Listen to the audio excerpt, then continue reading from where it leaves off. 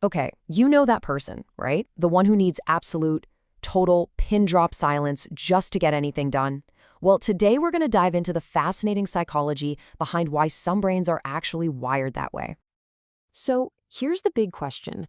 Why is it that some people can be in a buzzing coffee shop, music blaring, and be totally in the zone, while for others, the sound of a ticking clock can feel like a full-on emergency siren? First, let's just look at the behavior itself, because I promise you, you've seen this puzzle play out in real life. Yeah, in pretty much any office or library, you see these two kinds of people.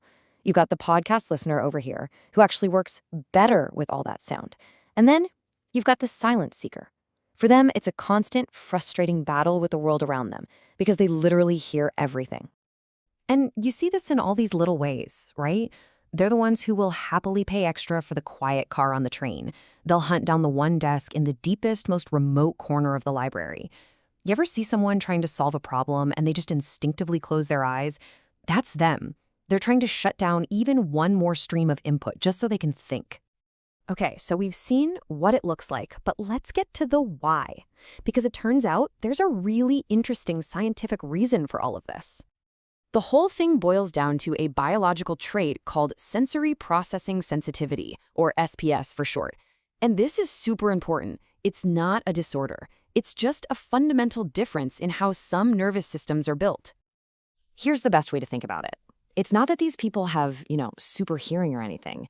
It's that their brain is like a computer with a crazy sensitive microphone and a high-res camera that are always running, picking up everything and processing it all in intense detail, whether it's relevant or not.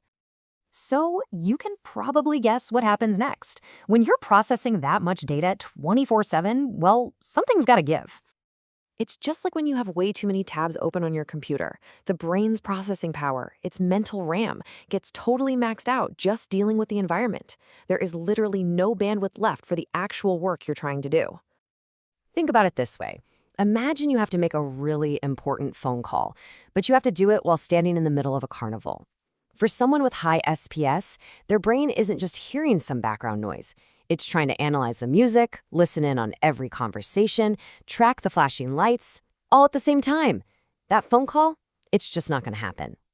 So you get this predictable and frankly exhausting sequence of events. Step 1, the brain senses absolutely everything. Step 2, it deeply analyzes all of it. And step 3, the system just hits a wall, cognitive overload. At that point, focus isn't just hard, it's pretty much impossible. Now, having this biological trait is one thing, but it gets a whole lot harder to manage because of the world we've built for ourselves. I mean, let's be real, our digital world is a nonstop sensory fire hose. It's not just physical sounds anymore. It's the endless scrolling, the constant news alerts, the pings, the dings, and oh yeah, those little red notification dots that are literally designed to hijack your attention. And here's the thing, these aren't just tiny little interruptions. For a brain that is already working overtime just to process the world, every single one of those pings is another mandatory demand on a mental gas tank that's already running close to empty. So all of this leads us to maybe the single most important idea we're going to talk about today. It's all about reframing how we think about this.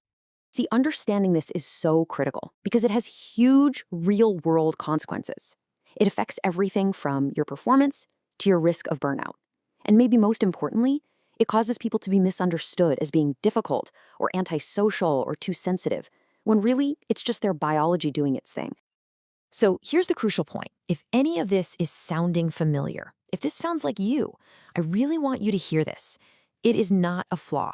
It's just a different operating system, one that's wired for deep, careful, brilliant thought. In fact, that need for silence, it's not a weakness at all. It is a highly intelligent and necessary strategy. It's your brain's way of protecting itself, of creating the conditions it needs to do what it does best, think deeply and solve complicated problems. And that is the biggest takeaway of all. If you are this person, stop apologizing for it. Seriously, own it. Putting on those noise-canceling headphones, setting up quiet hours, finding a secluded space, that's not you being difficult. That's you being a smart, high performer who knows how to manage their own brain.